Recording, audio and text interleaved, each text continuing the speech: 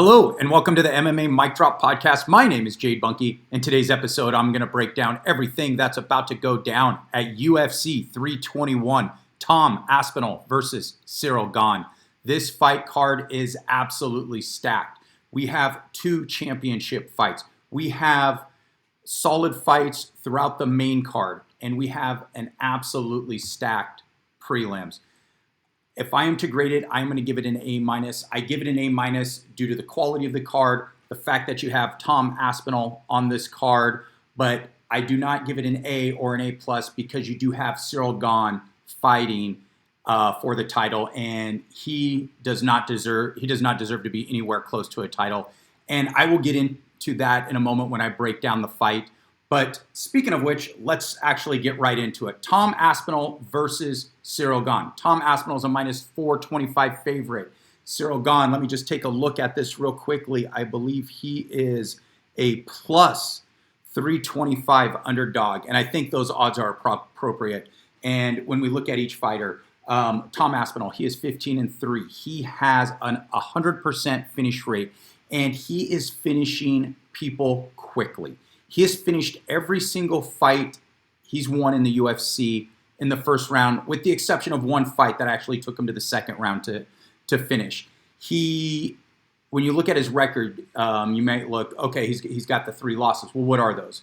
Only one loss in the UFC, but that was due to a freak injury that was 15 seconds into the bout. The other one was before the UFC. That was a disqualification. You have to go back 10 years when he was 22 years old when he got caught by a sub. That's how dominant Tom Aspinall has been, not only in the UFC, but throughout his entire career. He has devastating power. He is very quick on his feet. He has exceptional grappling, and he is a good wrestler. He is good everywhere, and I think he is the next generation of heavyweight. We see Ilia Topuria claiming he is the next generation of a UFC fighter. I see similar attributes in Tom Aspinall. He's just on a fundamentally different level, and he's so dominant, so devastating that Jon Jones refused to fight him. Now think about this. Jon Jones was the reigning heavyweight champion of the world, and he refused to fight him. He turned down $30 million. That should tell you how dominant Tom Aspinall is, or I guess I should say how terrifying Tom Aspinall is to the opposition or to his opponents. And when we look at Ciryl Gane, what is he going to bring? Well, he is a kickboxer. He's really light on his feet, particularly for a heavyweight, but I don't think he's going to be as quick as Tom Aspinall. Now, he will have better technical kickboxing than Tom Aspinall, but it's not going to matter because Tom Aspinall is going to have better power, and he is going to be the better wrestler, and I think he shoots a double leg within maybe the first 20 to 30 seconds within this fight. And I think the only question is not in which round Tom Aspinall finishes it, but in which minute of the fight. Is he going to finish him in the first minute, the second minute, or the third? I'm not even going to mention the 4th or 5th minutes of the fight because it's not going to go that long. That's how good I think Tom Aspinall is. And I also think if this fight went on for a minute and it was on the feet, Tom Aspinall would just shoot that double leg then and end it really quickly. Now, let's go back. So first round, TKO, Tom Aspinall is my pick. Now, going back to why Ciryl Gane does not deserve to be in here. He is I think he's 3-2 in his last 5 fights. That's not a championship level fighter. Or I would say it's somebody who does not deserve another crack at the belt. In his last fight against Volkov, I thought he lost it. He won by split decision. I thought he lost. That's not how you get another shot at the title. I think it's actually a bad move. I think it's a bad move for the UFC because think of it this way. Jon Jones folded Gane in, 40 seconds or something like that. What that does is it puts pressure on Tom Aspinall to do the same. And if he does not finish him as quickly, if he finishes him in 2 minutes, what it does for the UFC, it communicates or it conveys, hey, the best fighter in the division is a former fighter. And that's not how you want to continue to build your brand when you move over to Paramount. So I just think strategically, I thought it was problematic, and I thought it was not deserving as well. Nonetheless, Tom Aspinall is back in action, and there's a lot to be excited about. So I'm excited about this fight, but I think he'll make quick work of Ciryl Gane. In fact, I know he will. And let's move on to the next fight. So the next one is another title fight. It is Mackenzie Dern versus Jandiroba. Jandiroba, she is 22-3. Mackenzie Dern, she is 15-5. I'm sorry, I had to look down at my phone really closely. I guess my eyes are getting bad. Let me check the odds. Wow, Jandiroba is a -215 favorite. That's a little surprising considering that Mackenzie Dern won the last time they fought. Now, this one's a little tricky in terms of a title fight. Now, Wei Li, she's vacated the belt. She's going up a weight class to fight Valentina Shevchenko in an absolute super fight. That fight should be absolutely amazing. And the belt is vacant.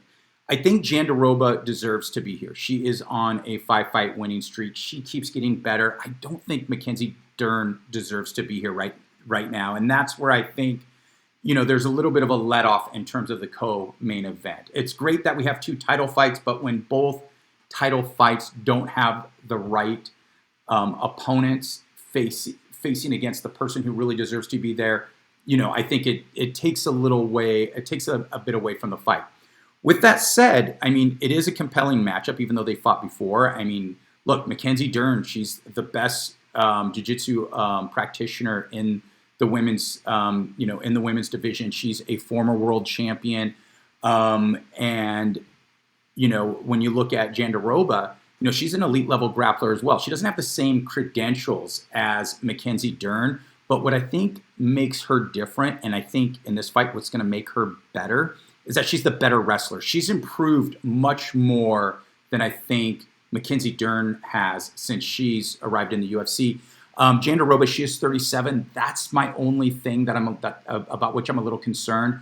But given that this will mostly take place on the ground and that Mackenzie Dern is not going to light her up with any, on the feet with, an assortment of strikes, I feel a little more confident in taking Jandiroba. Although, the age does give me pause, but give me Jandiroba by a really entertaining decision.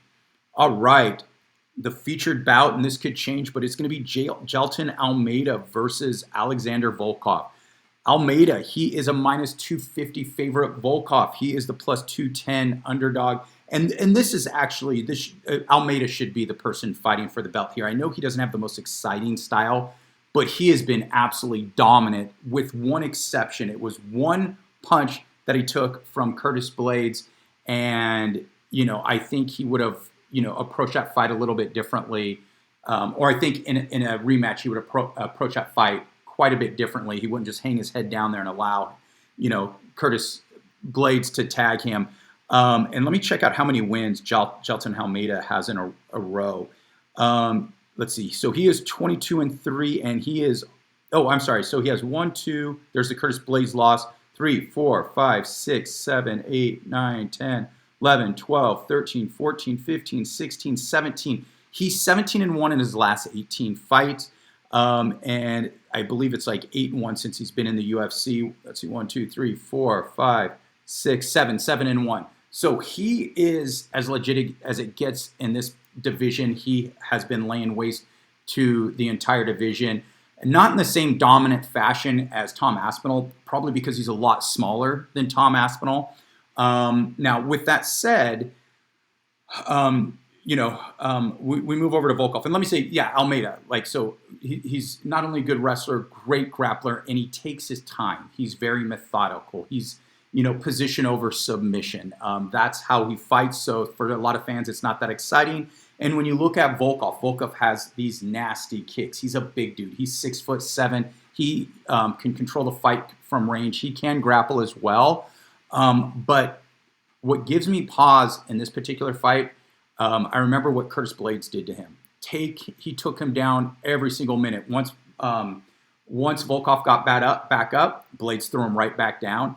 And I think this is going to be a similar I think this is going to be a similar scenario for Almeida. I mean, look, I thought Volkov beat Ciryl Gane. He is getting better. He is 36 years old. I mean, let me look. I believe Almeida is like 34, so he's not that young either. But given the lack of good takedown defense against a good wrestler, and granted, Almeida's not going to shoot the same type of double leg that Curtis Blades will, but he's so quick, so athletic.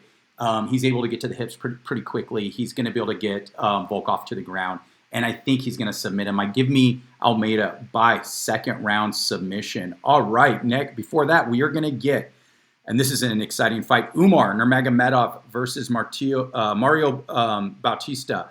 Nurmagomedov, he is a minus 430 favorite. Bautista is the plus 300 underdog. And Bautista, it's interesting because Bautista's on a crazy winning streak. I believe he's on an 8-fight winning streak. And let me just take a moment to look at this. He's putting together a pretty impressive streak against increasingly better competition. He has 1, 2, 3, 4, 5, 6, 7, 8. Yeah, 8 in a row.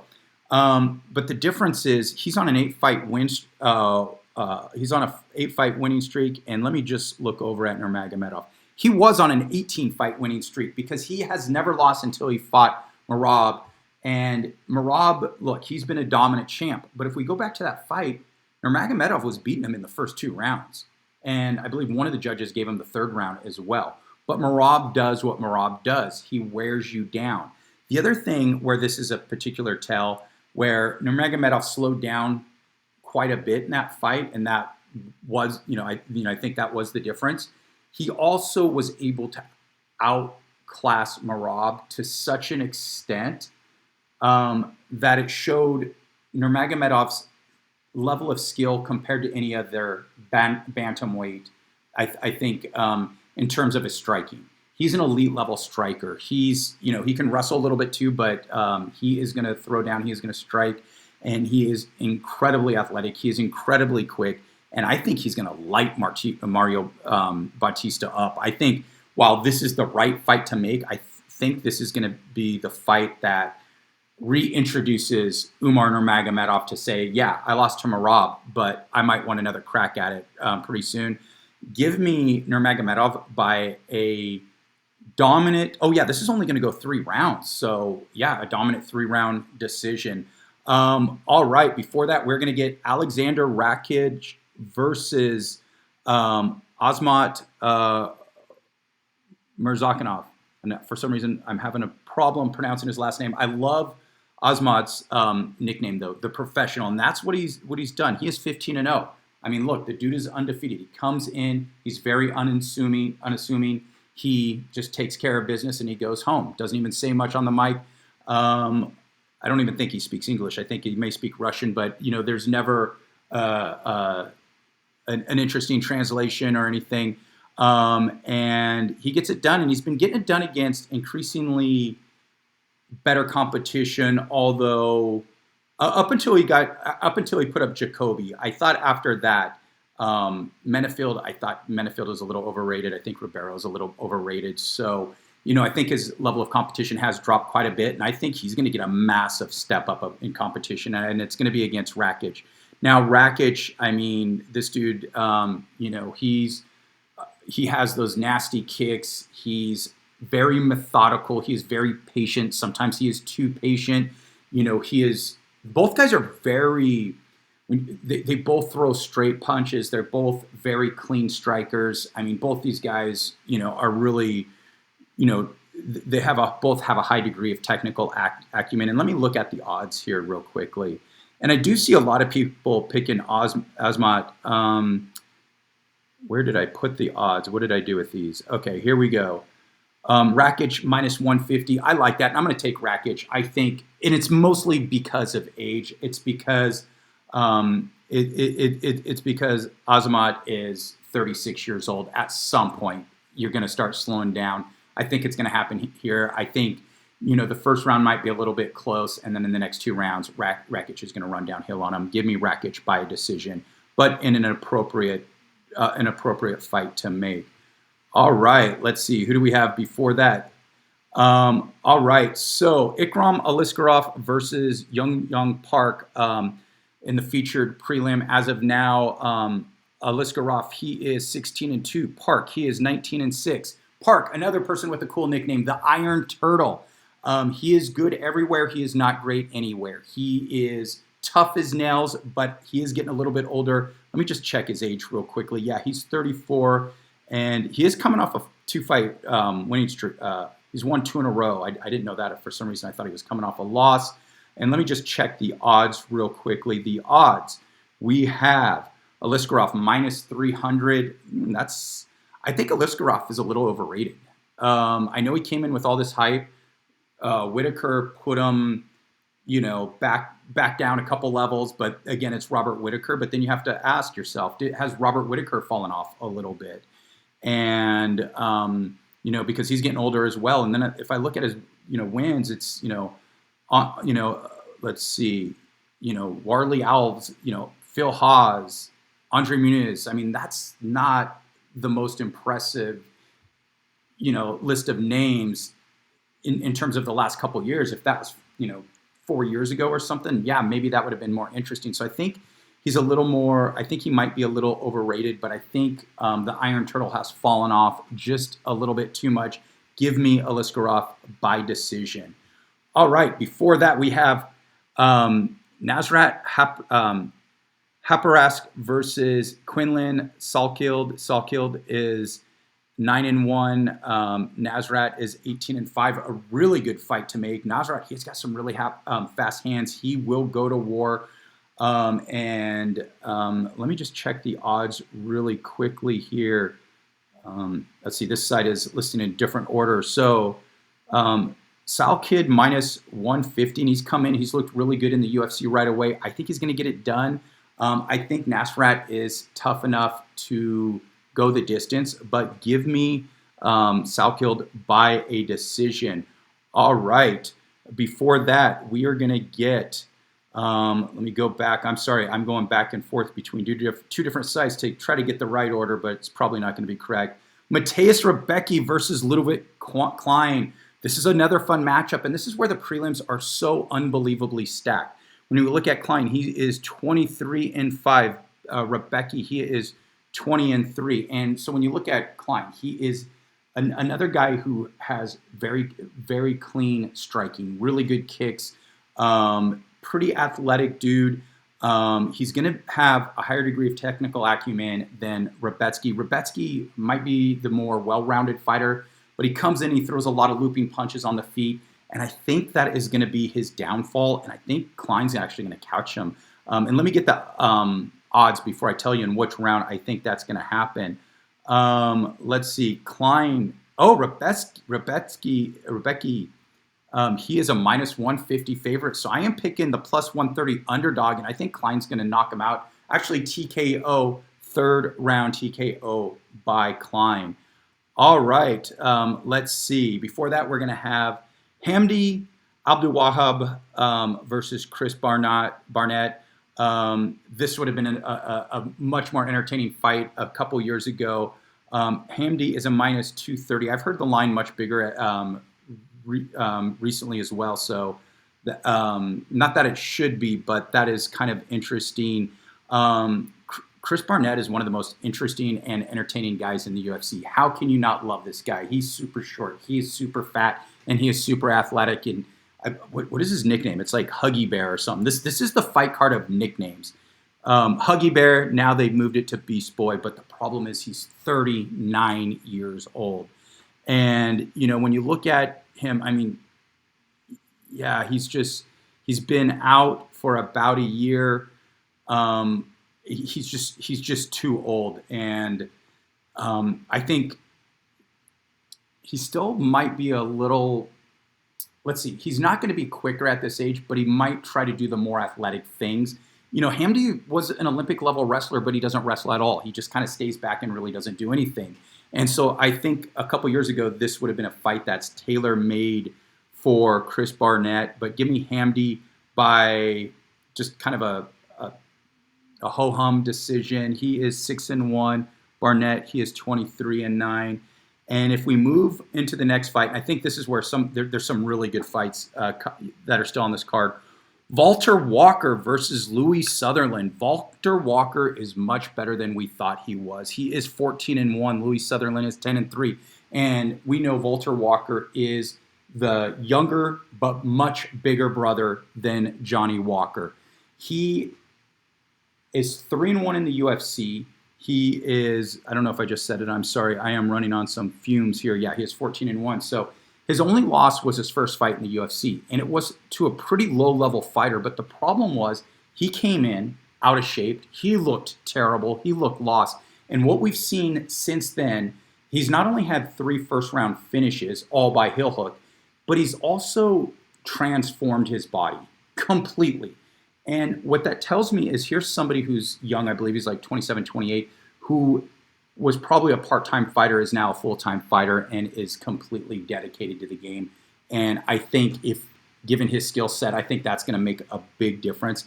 And, you know, when you look at Sutherland, Sutherland's big. I mean, he's, you know, now that Walter Walker has lost some weight, he is going to be the bigger guy. He's going to come in around 265, right at that heavyweight limit. He is 6'3". He hits pretty hard. He hasn't had a lot of fights, so he is 10-3, and he is, you know, he could finish this fight. And even though Walter Walker does not have, he doesn't have the best entries to be able to get a takedown, I think he's eventually going to get the fight to the floor. And hey, let's say it 4 times in a row. It's going to be a second round this time, but a second round heel hook. All right, and let me check the odds if I didn't get those. I'm sorry. Let's see. Let's see, where are those odds? Let's see. I think I'm all over on these sites here. Oh, Walker's a minus 350. Okay, yeah. That, I mean, I think that kind of makes sense. Maybe that might be a little wide on Walter because he's not completely proven yet, but he is a solid fighter, and we're starting to learn more about him. His grappling is better than we thought, and his dedication to the game, I think, is going to be pretty critical. All right, so let me flip back here, and let's see, who do we have coming up next? Or I should say, who do we have before that? Oh, that's right. We have Nathaniel Wood versus Jose Delgado. Delgado, he is 10-1. Wood, he is 21-6. This is a fascinating fight. I think, let me see. Let me get the odds here. Let's see. Where the heck are the odds? Okay, yeah, so here we go. Nathaniel 1 is a minus 150 favorite. Jose Delgado is a plus 130. I think those odds are appropriate in terms of that they're close, because I think both guys are solid UFC fighters. And I think Delgado, though, is a little bit better, and I think he's gonna, you know, he's a little bit younger. He's making bigger improvements, and that's right. He has a 100% finish rate, and he finished Hyder Emil, and Hyder Emil is pretty good. I think he's going to do the same thing. Give me Jose Delgado by second round TKO in a really fascinating fight. I'm pretty excited about this one. All right, before that, we are going to have, let's see, who do we have here? All right, just two more. We have Azat Maxim versus Mitch Raposo. I think Raposo came out with a little more hype.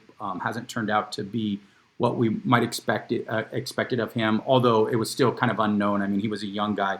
He is 9-3, and I think he's coming off 2 losses. Let me just take a second to look at that.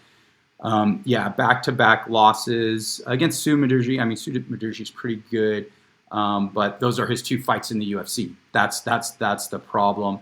And then I think Azat is coming off a couple losses as well, but they were, yeah, against better competition. Tagir Ulanbekov versus Charles Johnson, and I remember he did go toe-to-toe with both those guys. Both those guys are really good fighters. Charles Johnson's an exceptional fighter, one of the more underrated. And let me get the odds over here real quickly. Let's see, where are the odds for this one? Azat minus 250, Mitch Raposo plus 210. That makes sense. Give me Azat by decision. All right, and then opening the card, and I'll do this one pretty quickly. We have Jacqueline Amarim. She is 10-1 versus Mizuki Inu at 15-6, and I think this one's going to be a pretty lopsided fight. Let me just get the odds. I'm sure the odds will bear that out. Give me 1 second here. Let me look. Yeah, Amarim is a -400. She will win by 3rd round submission. There we have it. Those are the picks and predictions. Give me your thoughts. Do you think Tom Aspinall is as good as I think he is? Do you think he will beat Ciryl Gane? I'm pretty sure he will, but do you think he'll do it in the dominant fashion that I said he would? Let me know. Like, subscribe. Thank you so much.